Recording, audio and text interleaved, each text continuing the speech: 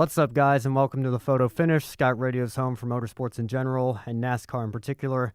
I'm your host, Ben Schneider, and we've got a full lineup ready for you tonight. We've got the whole Daytona recap, starting with the Thursday duels and going all the way through the 500.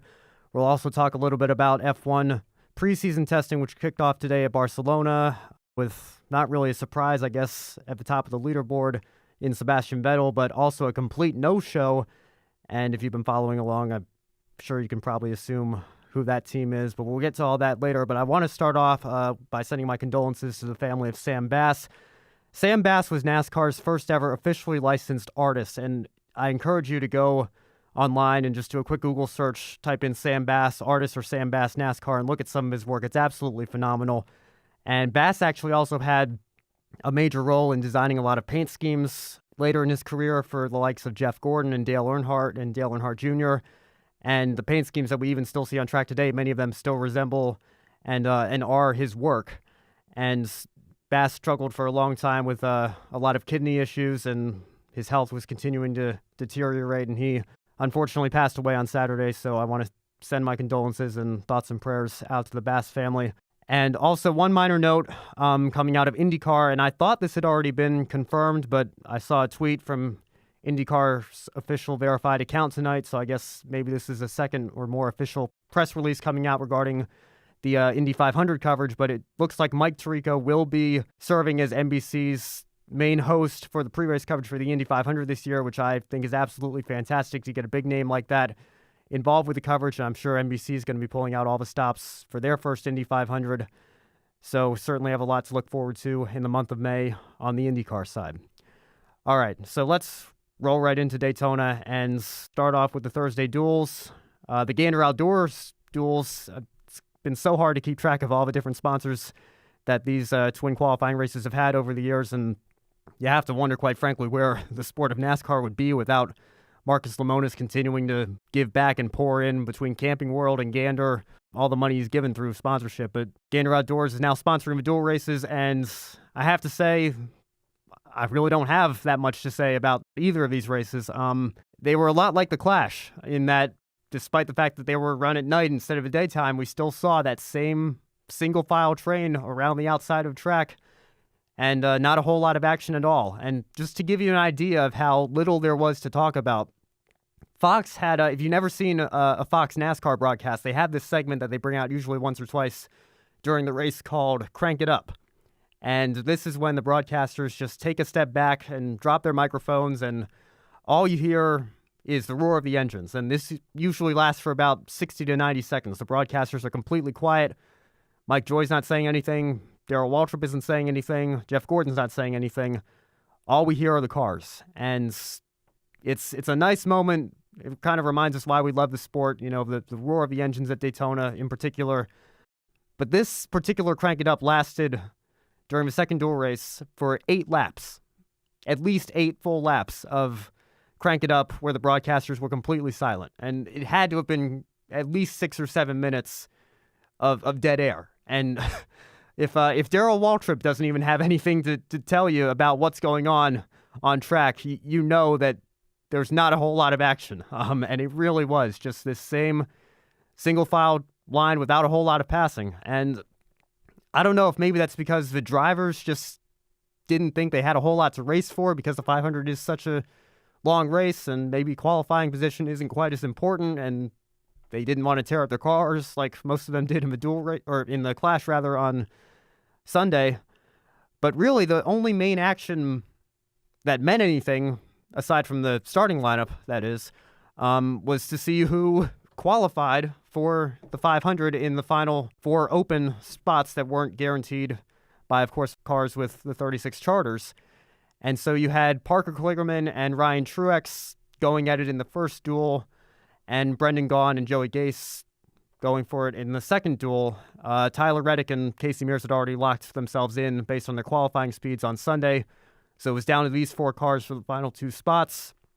And Parker Kligerman, with a lot of help from his Toyota teammate Kyle Busch kind of got shuffled back after he ironically got spun off again off the front bumper of Jimmy Johnson. So this was 2 times in 2 races where, as inadvertent as it may have been, Jimmy Johnson sent somebody spinning into the into the infield on the Daytona backstretch. So Kyle Busch was at the back. He had nothing to lose, so he decided to team up with Parker Kligerman and push him by in the draft, and that ended up being the difference. So Parker Kligerman ended up bumping Ryan Truex out.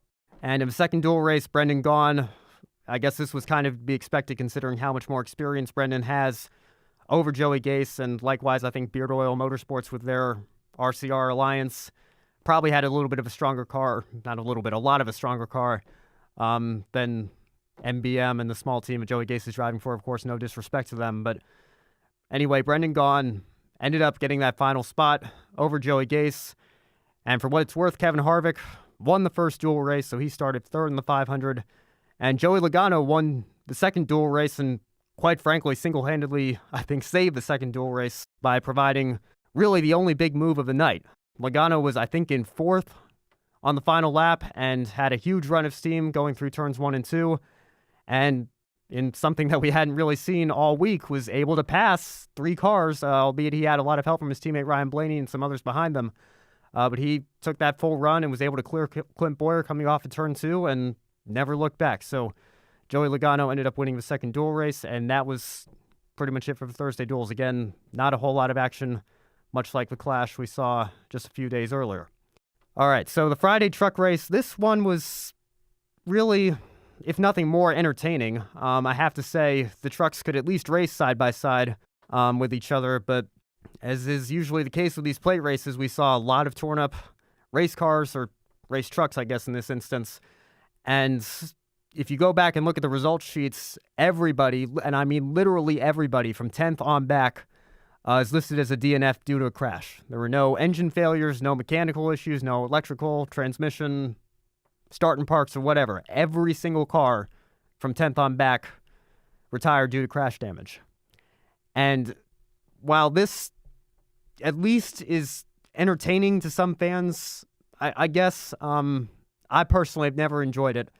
And even more so in the truck series, because the truck series as a whole is really struggling right now. Even the big teams, the race purse just simply isn't as big as it used to be. The sponsors aren't as abundant, but even the sponsors that we have are not as, well known or high up on the Fortune 500 list as you see in the Cup Series and even to a lesser extent the Xfinity Series. So when these teams have to, be faced with this repair bill, of small teams in particular, of a completely destroyed and torn up race car, it hurts. And ultimately, you want to see an entertaining product, but you want to see that through the racing rather than just a complete demolition derby. And I think Austin Hill, who ended up winning the race, was really the only truck. I mean, 9 trucks finished the race, but I think he was really the only truck without some sort of significant damage to his truck. So I guess that kind of explains why he was able to win when his aerodynamics weren't screwed up in any way, shape, or form. But yeah, congrats to Austin Hill. He actually replaced the reigning champion Brett Moffitt at Hattori Racing Enterprises this offseason. Of course, here's that theme again. Hattori, despite winning the championship, had a lot of financial questions. Of course, they weren't even sure they were going to run the full season last year. And Brett Moffitt, despite clearly being a talented driver, just simply doesn't bring as much sponsorship as a guy like Austin Hill, so Hattori had to go looking elsewhere.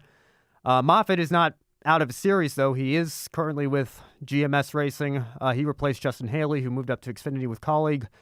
And another note on GMS, they also lost Johnny Sauter. They downsized from 4 trucks to 2 trucks this year. So Johnny Sauter ended up leaving the team and looked for a while like he might not even have a ride for the Daytona truck race, but ended up pulling together a deal with Thor Sport Racing and is back in the 13 truck that he drove for many, many years. So it'll be interesting to see how he performs this year. But Austin Hill grabbed the win for Hattori, and Hattori Racing Enterprises picking up right where they left off. And Shiki Hattori, the team owner, actually still said after the race that he still considers his single truck team to be the underdogs in the series. And I'm not sure how much longer he's going to be able to say that, considering they are now the reigning champions and the reigning Daytona 250 winners. And I certainly think Austin Hill has been deserving of a top ride for a long time now. And this reminds me a lot of Furniture Row in a lot of ways. This is a single truck operation without as much name recognition or financial backing as some of the bigger teams that's taking the fight to the teams like ThorSport and Kyle Busch Motorsports and GMS and proving that they can compete. So hats off to Austin Hill and Hattori Racing Enterprises, and hopefully we'll see them continue to run strong throughout the rest of the season. All right, let's get into the Xfinity Series race. And oh my word, this race was so bad. This was... I'm willing to go out on a limb and say that this was the worst race in Xfinity Series history. And I don't know, maybe there's a race that I wasn't around for in the 80s or 90s that somebody can point me to that was even more boring than this. Actually, Daniel McFadden of NBC Sports pointed out that in the July 2003 Daytona race, Dale Earnhardt Jr. led every single lap. I've gone back and watched clips of that race, and it looks like there is at least some action going on throughout the field. It's not just a complete single-file train, although it certainly wasn't the most exciting Daytona race ever either, clearly, when the same guy leads every single lap. But yeah, this was another instance of that same single-file train around the high side coming back, and it was virtually impossible for anybody to pass or anybody to make a move, because once you pulled out, if you didn't have multiple cars behind you to help you in the draft, you just hit that wall of air because now you were out of the draft, and it hit you like a brick wall, and you just got sucked straight to the back. And I applaud guys like Chase Elliott who were trying to do something, trying to make some sort of move, and unfortunately it just didn't work out. But you can't blame the drivers for doing the best thing for their own race, but from an entertainment standpoint, it was a total disaster. And something that, quite frankly, and I love me some golf, don't get me wrong, but I had to switch over to the Genesis Open. I had to put the PGA on because it was just, I couldn't take it anymore. In the first and second stage in particular, it was just that boring. I hate saying that word, but it really was just a bunch of guys turning left. That's a NASCAR stereotype, I guess, but that's literally all it was. If there were some good things that came out of this race, though, it was the results sheet. I do want to give a shout out to Ryan Sieg Racing. That's an underfunded team that I think everybody loves to a certain extent.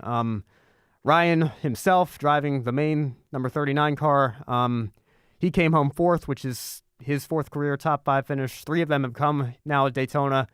And even got an interview from Fox, albeit it was a bit later than I would have liked to have seen. But great to see him get some exposure. And Jeff Green driving the second car, which is usually a starting park car.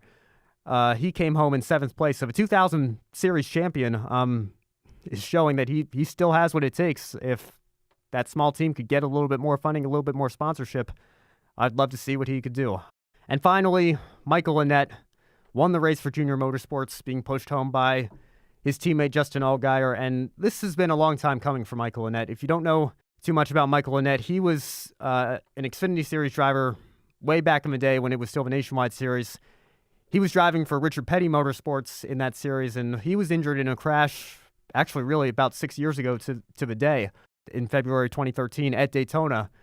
And that kind of ruined his season before it even began.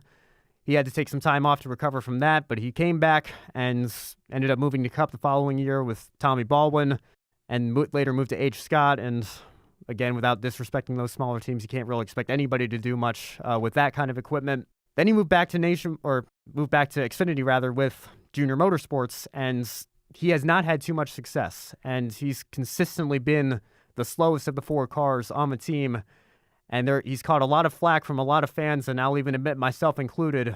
You know, there are a lot of great, talented young drivers in the series and in the sport right now that simply don't have the rise that they deserve because they don't bring the sponsors. And Michael Annett is a pay driver. He brings Pilot and Flying J sponsorship. They've been his sponsor his entire career. But it really was great to see him finally break through and score that first career win. And I'm hopeful that he can use this momentum to at least show a little bit more speed this season. You know, he missed the playoffs entirely last year, which for a Junior Motorsports car is not a really good look at all. So hopefully he can use this momentum to get some better results coming his way the rest of the season. But it was a feel-good story, and Dale Jr. even alluded to this in Victory Lane. It reminded me a little bit of 18 years ago when another Dale Sr. gave another Michael in Michael Waltrip a chance. Michael Waltrip had never won a Cup race, and of course he went out at the Daytona 500 and won it that year. So congratulations to Michael Annett. But again, that race really was not that good. And because the race really wasn't that good, I have to admit, I went to bed Saturday night and woke up Sunday morning less enthusiastic about the Daytona 500 than I've been, quite frankly, ever. And I was really, really pessimistic, really not hopeful, because I assumed we were just going to see more of that single-file train for 198 laps, and then maybe the final 2 laps they'd try to do something. But we actually, quite surprisingly, got a really good first couple of stages in the Daytona 500. There was a lot of side-by-side racing. The inside line seemed to really be able to hold its own and actually work. And we saw some interesting strategy in the second stage. And Matt DiBenedetto, who had a great run for his new team, Levine Family Racing, which has switched to Toyota. Now they have the Gibbs Alliance. And if yesterday was an indicator, they're going to be a force to be reckoned with this year. He was leading a pack of about 6 cars, and they were off sequence with their pit stops, and they actually caught the tail end of the main pack. And so you had 7th place about 45 seconds behind the leader. And then Parker Kligerman and Casey Mears got together and brought the caution out, so that kind of ruined the suspense there. But it was very intriguing and very interesting. And for me personally, I think this was definitely... I think the 2015 Daytona 500 is underrated because we saw a lot of 3-wide racing at the finish there. But I'd be willing to say that this was probably the best Daytona 500 in the Gen 6 era, so since 2013. It was certainly a good Daytona 450. And what I mean by that is when we got down to the final few laps, this is when it became a typical plate race. And Matt DiBenedetto had a push from Paul Menard. Ironically, Menard was on the receiving end in the clash and on the initiating end in the Daytona 500 here, and he spun Matt DiBenedetto out in front of the whole field, and of course, there goes 20 cars, and we have another multi-million-dollar junkyard in the infield. And this spewed it, I guess, at least 2 more restart attempts before we ended up going into overtime, because the so-called greatest drivers in the world could not complete a single green flag lap without wrecking again. The intensity just went up too much, and when you have this pack racing, it creates these big wrecks at these high speeds. But we finally got through in overtime, and the race finished cleanly. So that, on that note alone, I guess the finish was better than last year, where we had the winner of the race intentionally wrecking the guy leading on the backstretch to come through and win. And I say that as an Austin Dillon fan, and as an Earnhardt fan.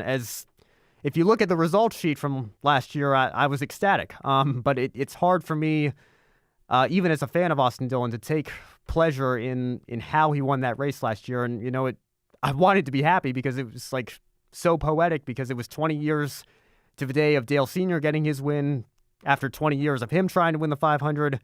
And Mike Joy was in the booth bringing the call back because he was in the booth 20 years ago. So it was a great story. I wish he could have made the pass cleanly. But this race even, I think, had a better feel-good story to it, because Joe Gibbs Racing came across the finish line 1, 2, 3 with Denny Hamlin, Kyle Busch, and Eric Jones in that order.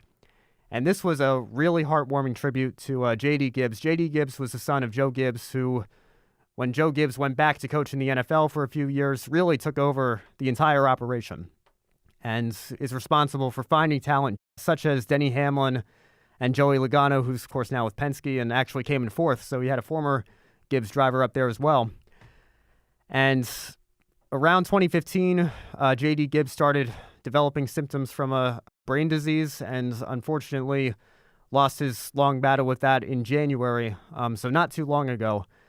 And it was incredibly heartwarming to see the Gibbs cars have such a strong run at Daytona this year. And Joe Gibbs said in Victory Lane that this was the most emotional win that he's ever had in his career across all sports, even including all the great years he had with the Washington Redskins. So, again, a great story for the Joe Gibbs Racing team. Denny Hamlin wins his second Daytona 500 in 4 years. He's the first repeat winner of the 500 since Matt Kenseth won it again in 2012 after winning it in 2009. Kyle Busch comes up just short again, so he's still looking for that crown jewel of a Daytona 500 win. And Eric Jones came back from 3rd with a wrecked race car, and he actually lost fuel pressure, and the engine started to cut with, I think, about 10 laps to go, and I thought he was done at that point. I thought he was pretty much out of the race, but they brought it down pit road, the car refired, and he worked his way back up through the field to come home third. So a great run for him as well. His best career Daytona 500 finish, and he's got a bright future ahead of him. I also want to give out a couple of shout-outs to a couple other drivers. Ryan Preece was making his debut in the Daytona 500 for JTG Doherty Racing. He was replacing AJ Allmendinger this season, and he's a modified short-track driver, finally making it to the big show, finally getting a chance with a solid midfield team to show what he can do at the Cup Series level. And he proved that I think he belongs, and he's going to surprise a lot of people this year, assuming JTG can give him some good cars. But he was able to avoid both of the big accidents in the closing laps. And I guess the inexperience kind of hurt him a little bit on the restart, not really knowing what to do to get a strong finish, or as strong of a finish as he maybe could have gotten. But he still came home 8th, which is a great run for his Daytona 500 debut. And lastly, I want to give a major shout-out to, I guess, the guy who's really the honorary driver of our podcast here at Scot Radio, Ross Chastain. If you go to our social media at the Photo Finish 1 on Twitter and Instagram, the profile picture right now is a picture of me with Ross when we met him at Dover this year. And Ross actually competed in all 3 races. He was the only driver to do this during Speed Weeks. He came home 3rd in a truck race for Nice Motorsports. Kept the truck about as clean as you could possibly ask for. He did get spun around, I think, of the last accident a little bit, but was able to come back through the field and finish 3rd there. And the Xfinity race, he won the second stage, led a few laps, kind of got shuffled back at the end, but still came home 13th, which is a great run. And in the Cup Series race, he gave Premium Motorsports only their second top 10 ever, his first top 10 with a 10th place finish. And here's the really amazing stat. With all the carnage that we saw, not so much in the Xfinity race, but in the truck race and Cup race, Ross Chastain completed every single lap of all 3 races combined. So it was a really successful Speed Weeks for him. Some good opportunities lined up to continue to gain experience with Premium this year in the Cup Series, and he'll mostly be back with JD Motorsports this year. He's running a few races for a colleague. Daytona on Saturday was one of them. And, of course, he was supposed to be running for Chip Ganassi and be an Xfinity title contender this year. But, of course, DC Solar ran into trouble with the FBI raiding their headquarters, and that situation left them unable to fund Ross's car, and Ganassi had to shut down their Xfinity Series team entirely. And I'm hopeful that Kurt Busch, he has this deal with Ganassi to drive the 1 car right now. There's nothing official that's been announced, but it's sounding to me like this might just be a 1-year deal, and this might be Kurt's final year full-time in the Cup Series. Chip Ganassi says he's still in contact with Ross, and Ross is still a part of the team in many respects, so maybe that 1 car could open up for Ross in, if not 2020, 2021 at the latest. But Ross absolutely deserves a chance to show what he can do, and he's already proven it with his win at Las Vegas last year and continuing to get more out of his car than what the car should be able to theoretically give him. So great Speed Weeks for Ross Chastain. And finally, the ratings came in today, and they're up for once. The Daytona 500 ratings are up a few ticks, but still down about a full 1.0's worth of TV rating from 2017. So context is important to remember here. The race did spill into prime time a little bit, so you have to think that gave a little bit of a boost, although to be fair, it did the same thing last year. And there also wasn't that much competition. The only competition really on the sports side was the NBA All-Star Game, which is the most meaningless game of the year. The Genesis Open, as I mentioned, for the PGA Tour, which isn't one of the 4 majors. And there were some NHL regular season games on NBCSN, but that was really it. So quite frankly, if the Daytona 500 isn't the top-rated sporting event when you consider the competition or lack thereof that it had, that should be a major red flag. And it works both ways. You would expect Game 6 or 7 of a Stanley Cup final to bring in higher ratings than, a Cup Series race at Kentucky or Chicago or Dover or any other non-crown jewel race like that.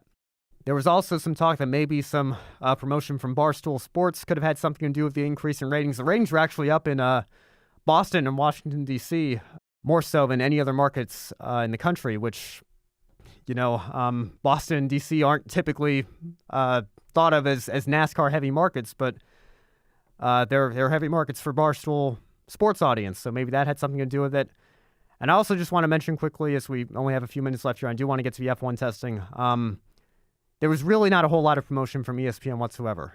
The only tweet that I saw from the SportsCenter account was of one of the big wrecks, the first big wreck with Paul Menard and DiBenedetto and all those guys. And the caption was, "This is insane." There was no context to show who the drivers were. There was no context to show that this was the Daytona 500. And then after Denny Hamlin won the race, there was no mention that Hamlin's your Daytona 500 winner. It was on the main page of ESPN, but there was nothing on the socials.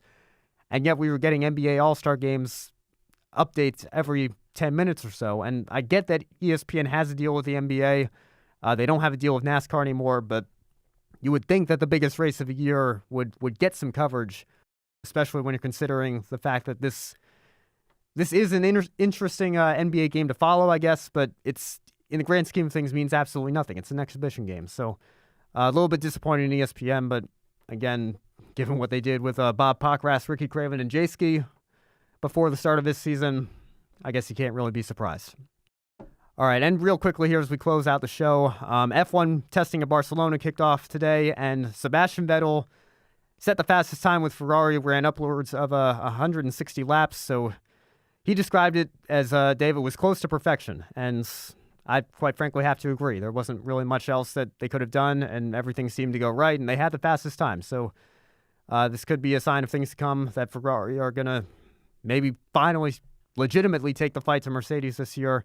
Mercedes were a little bit further down the running order, but their true pace again remains to be seen, and we probably won't know until we get the cars on track in Melbourne for the real deal.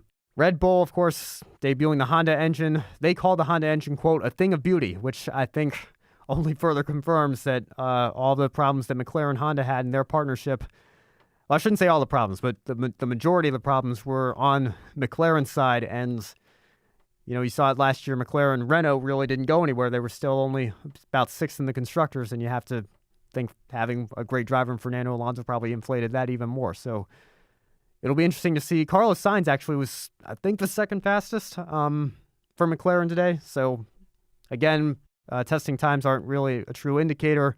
We'll have to wait and see, but at least that's a positive that McLaren can take away from this. Kimi Räikkönen says Alfa Romeo have made massive gains over the 2018 Alfa Romeo Sauber pace. So again, maybe that influx of Alfa Romeo backing, now having full control of the team, maybe that's helped them out a little bit. But interesting to see Kimi Räikkönen make those comments. And finally, I guess the big story, or I guess you could call it the non-story that everybody's talking about, is Williams, the last team to debut to announce their debut of their livery and of their FW42 chassis. They were a complete no-show. And there'll be a no-show tomorrow as well. The earliest they think they can get their car out on track is Wednesday. And, when you consider the year that they had last year, finishing dead last in the constructors, having a rookie driver in George Russell and a driver who hasn't started a Grand Prix in 8 years in Robert Kubica, you'd think they would want to be getting as much testing as earthly possible over this testing period to see where their car's at and work out all the kinks and everything, and you can't do that if your car's not on track. So this could be a sign that Williams' season may be ruined before it's even begun, which is a shame because George Russell's a hot young prospect, and everybody's rooting for Robert Kubica with his amazing comeback. So we'll see what they can do, but Williams certainly not off to a good start in preseason testing today. All right, so that's going to be it for this week's edition of the Photo Finish. Next week, we'll recap NASCAR at Atlanta and, of course, any other news that breaks in the next week or maybe the next week and a half. We're still trying to maybe take over a time slot on Thursday so that Matt can come back in, and I'm sure Matt would love to give his opinion on Speed Weeks and the Daytona 500 as well. But until then, I'm Ben Schneider, and we'll see you guys in the next episode.